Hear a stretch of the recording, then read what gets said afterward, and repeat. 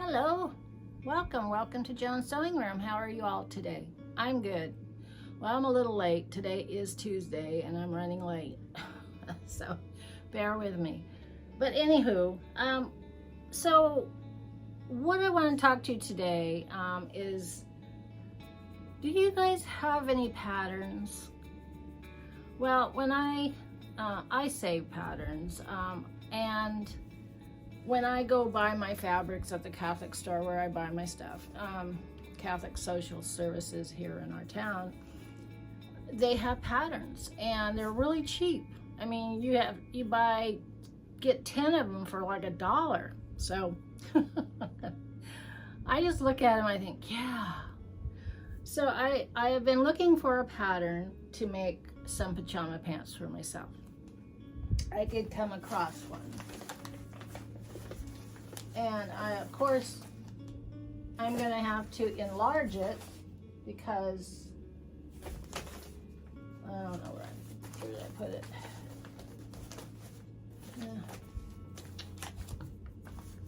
I just lost it. Let's see. That one's medium, so now it's kids. Oh, okay, it's right here. So this one is large, but I need an extra large. Plus it's cotton, so I'm just gonna add, 2 inches or an inch or something. I'll just measure my hips and then go from there. So this is the pattern I got. So that's what I'll use. But in the meantime, one Christmas I was thinking, oh, I should make everybody in the family robes. And so I was there and I found some robe patterns. I thought, what a great idea, because I have all this fabric, I could just whip out some robes real quick, for Christmas. I didn't do it. Here is kind of like sarongs. They're robes. Well, I wouldn't say they're sarongs. Some of them are like smoking jackets or bed jackets, robes, long robes. It was originally, what was the price on this? This is a really old pattern. I don't even know if all the pattern pieces were here, and actually I got this in my hometown, or where I used to live. It's got like 3 different price tags on it. Okay, well that's because it's different countries. But in the United States it was $5.50 for a pattern. And so what I've been looking at, I found these the other day, well, I don't know how long ago, maybe half a year ago, 6 months ago or something. But long coats. I mean, where we live, you really don't. I mean, you wear coats, but it's not like living in Southern Oregon where it's always cold or rainy or whatever. But these kind of look cool. And I thought, they would be cool, to wear, because when I fly or go, on an airplane, right? I like to wear a sweater because it gets cold on the airplane, with the air conditioning and stuff. So I thought that would be cool to have. I wouldn't make it in off-white, probably a darker color.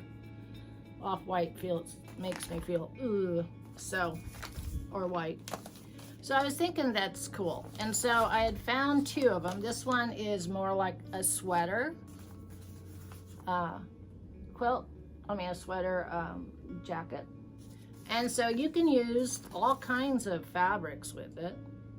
You can use double knit, fleece, minky fleece, sweatshirt fleece, stretch velvet, and for this.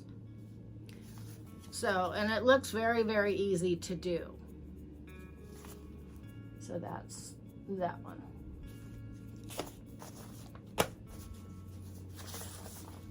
So also, just some random ones. Not that I'll ever make myself a jacket or slacks.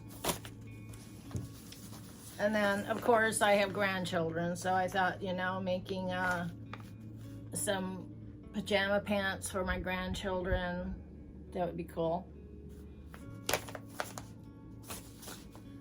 Good idea for a Christmas present. So then, as you know, I have two baby girls being born this year. So looking back through my patterns, I must have known that I was going to be having some. So I had gotten this one a long time ago. I didn't pay for it. I got it in the same place, but isn't that cute? And it looks like it's never been used. So I thought that would be cute. I don't know, but very cute. And then there's another one here. These are like those old fashioned clothes that we used to put on our kids. But aren't they cute? I mean, what a nice gift to get from grandma, right? I think they're so adorable. And then this one, this kind of reminds me, remember these puffy pants? And we would put these over the rubber pants that we would use. I mean, you know, you'd have cloth diapers and rubber pants, and then you would put these puffy pants over them. The memories. Memories. And then as those little girls grow up, I found this one. Now, this one's very cute, and it starts at size 3, and it's the fairy outfit. I just thought it was very cute. I don't know if I'll ever make it, maybe. But I thought it was very cute. And I know, like, my granddaughters now are past that age. But I'm gonna have 2 great-granddaughters, and it starts at size 3. So that would be really cute. But it's got a lot of tulle, looks like, and chiffon, and I don't know. I'd have to figure that one out. Here's another dress, size 4, for little girls. And then getting into the baby. So I came across this one, and I'm sure you've seen these before, these little snuggly things. I'm sure that's not hard to make. You just twist them at the bottom. It's like you make a rectangle, and you put a zipper at the top of the rectangle, and at the bottom you just bring it all together. And it's kind of like a cocoon. That's so cute. Got it for $1. So, and then these things. I've seen these. I don't know if they're still popular, but you know, they didn't have those when my kids were little. And these came out a couple years ago. I thought it was a really good idea to have that, to put in your shopping cart and put your child in there, so you know all the germs and stuff, they don't get on the babies, or you know, lay your baby in it. I just really don't like seeing babies in car seats. Car seat to stroller, car seat to you know, I like to have my baby in my arms. And if I take them shopping, I don't want to stick my car seat in the shopping cart. Leave the car, I always think, leave the car seat in it, because it's so hard to unbuckle it anyway, unless you have one of those that separate from the base, right? But, I don't know, that's just me. But it was different in our day, right? When we had all our little kids. When we had our kids back in the, when I had my kids back in the 80s and 90s. Actually the 80s. 70s and 80s. Anyway, when I had my kids. Okay, so I came across, oh, these are not, okay, so this is doll patterns.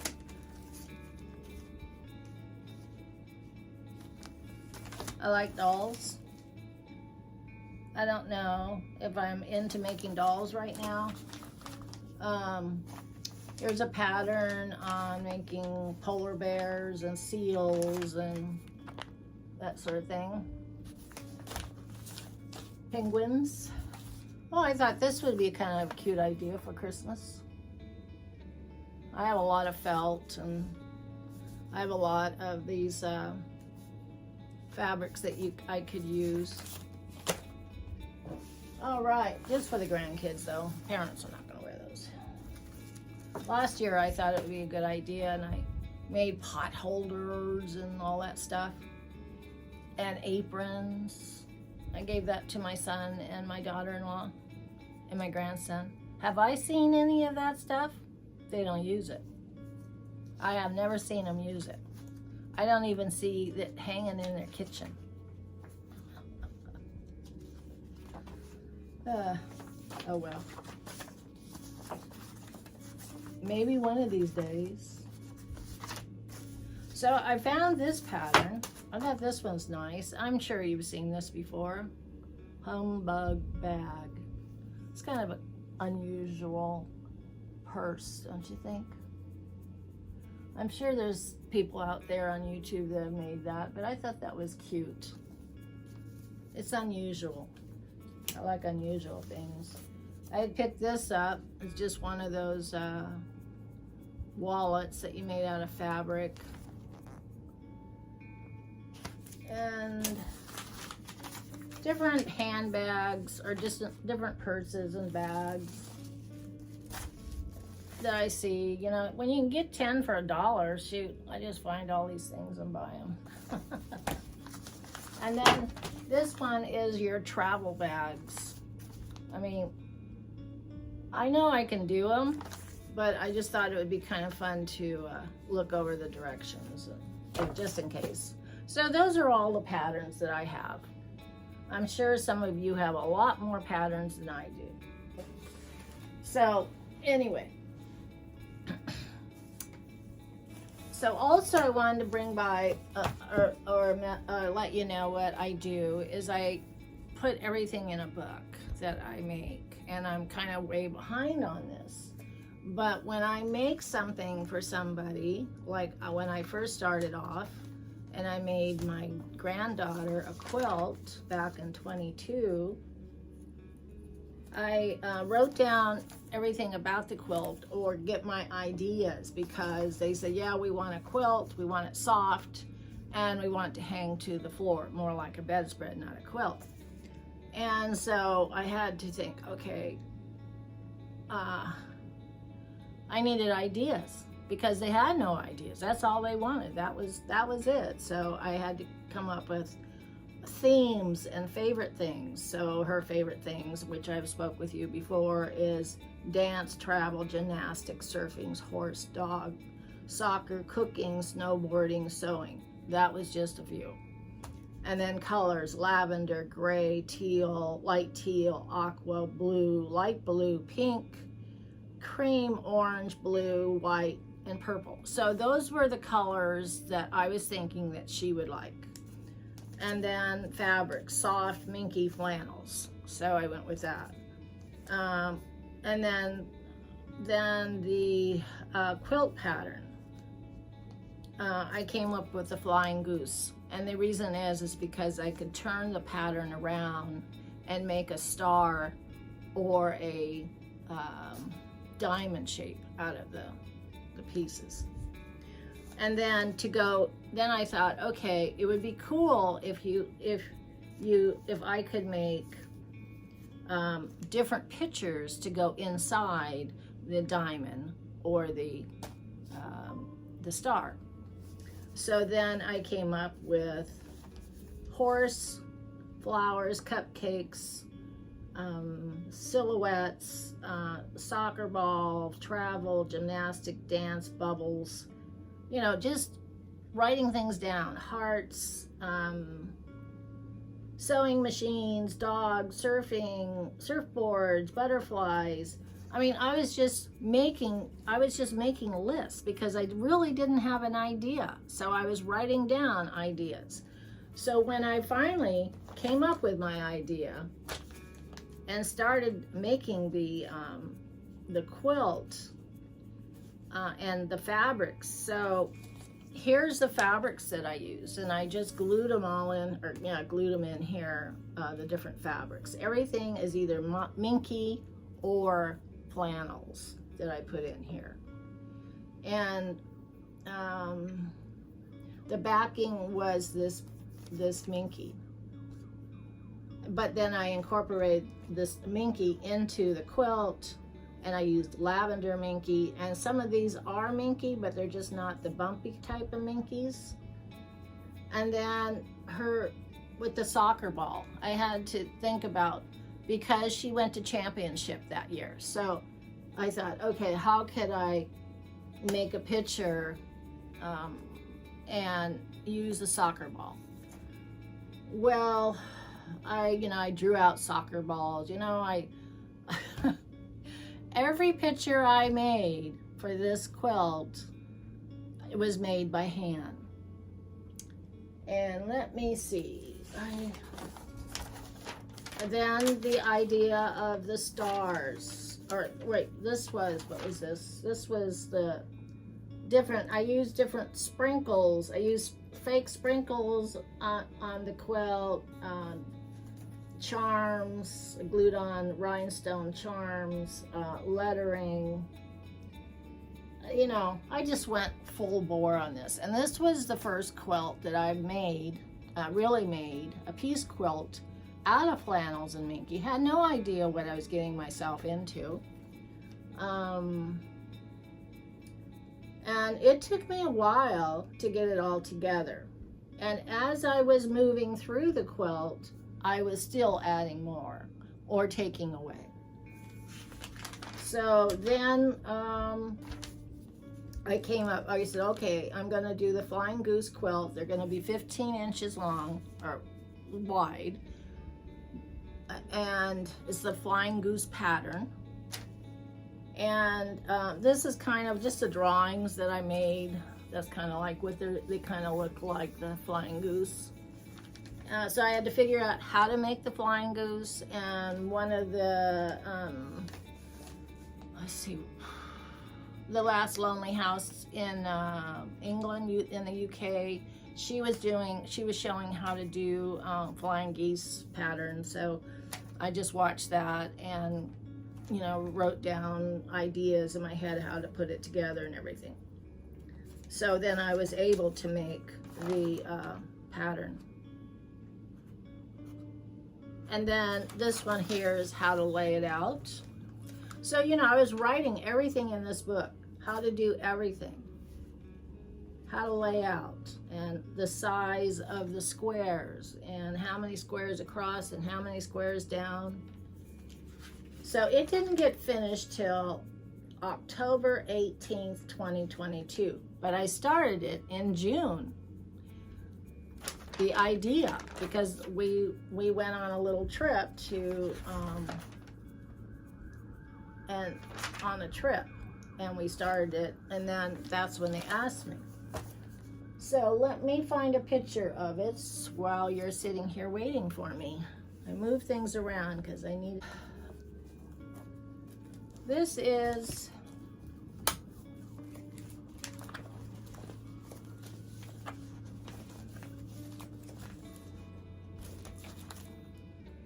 the finished quilt here. And like I said, each one, one was a diamond or one was a star. And then I put pictures. Now, some of them were solids, like this one right here. This is a diamond, but it was all surfboards and it was minky.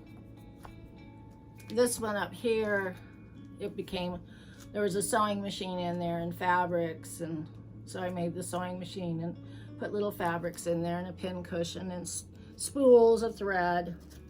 It was all embroidery and fabric. I did one on a soccer. So these are it. And then on this side, I did her favorite dog, her dog Gizmo. So this is Gizmo. And I did the drawing, and that's how I started it. Her horse. And this is on her bed till today. She loves it. This is this is the flying goose pattern. And as you can see, the flying geese pattern. And so that's where I was coming up with my ideas. And then here's another picture of it. So like I said, some of them were just soccer balls, some of them were just, you know, candy, some of them were bears, some were surfboards, but I picked out maybe 6 or 8 that I did embroidery on. And this one, she was, like I said, she was in soccer that year. So this is like fabric, and then I did some embroidery on it. And here's another one. And then this is what it looked like after I put it together. And here's some that I used. So it took me months. I mean, well, from June to October. So it's June, July, August, September, October, 5 months to get my ideas down, to get my pattern together, to do all this embroidery. I mean, that was pretty quick when you think about it. Yeah, very, very fast. And then, anyway, so yeah, it took it. And then my friend was conversing with me, and she says, well, how much Minky you're gonna put Minky on the back? Yes. How much Minky are you gonna need? I don't know. I mean, I had no clue. All I had was I came up with a pattern. And that's kind of how I work. I work from the seat of my pants. I know a lot of you don't. I know a lot of you go to the store, you buy your back, you buy all the pieces for your top of your quilt, the backing of your quilt, you know, you even get your fleece or your batting, whatever you're using, right? Not fleece, batting. And that's how you work, but I don't work that way. You know, I just kind of, like I said, go from the seat of my pants, and I start thinking it, and I'm putting it all out on paper, and then I'm moving on to the next one. This is another one that I did, and this was for my granddaughter. Nice. It is, this is an older one. This, a later one. This is called Sidewalk. Each one of my quilts have a name, but anywho, I don't know why it was in here, in this part. So anyway, like I said,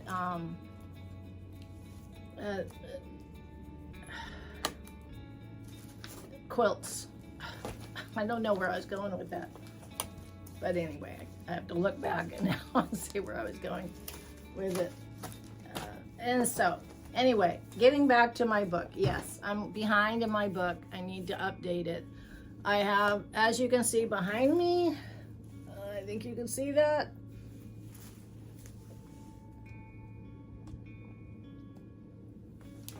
That is a, let's see, put it way back there. That is a log cabin. And I just turned it on. I put it on point because I was thinking of maybe making these look like butterflies, giant butterflies on a quilt. But the actual design is log cabin. So that's just a thought. I was thinking about it in my mind last night, and I thought, oh, I'm gonna go and turn it on point and see if I can make it look like butterflies. So that's one thing. And this I will not be using, I will not start until when I come back after my 3-week trip. And then I'll be working on, I'm trying to cut out all the pieces to this right here. So my idea with this is I want to rag it. And I want to rag it so it looks like a ragged rose. I think it would be so cool. Pretty. I'm kind of the 60s girl, so everything is cool or whatever. But I just think it would be really pretty to have it ragged on it. And I will use some of this fabric to add to the rose to get it ragged more. It's hard to find a good selection of fabrics online. I don't go to stores very often. I will be going tomorrow looking for more butterfly fabric for this quilt, and possibly even something more for this. But this one is a dusty rose. She wants it in dusty rose colors, which is really hard to find. Okay, so, well, it was good talking, good sharing. I hope you enjoyed this. If you like this and you enjoy watching me, give me a thumbs up, subscribe, press the like button. Those are always good. Thumbs up, like button, good. Subscribing is good. I'm up to 243 subscribers now, so that's awesome. And ring the notification bell, and that is for every time I put out another video, it will pop up on your screen. If you can't subscribe on your TV, then you can subscribe on your computer or your phone. The people watch this on their computers, they watch me on their phones, they watch on TV. So I see this thing and it shows me how many people are watching, how many watched today, how many for the month. So anyway, I enjoy doing this, and it's fun. So I will continue, and I will see you on Tuesday. Bye-bye.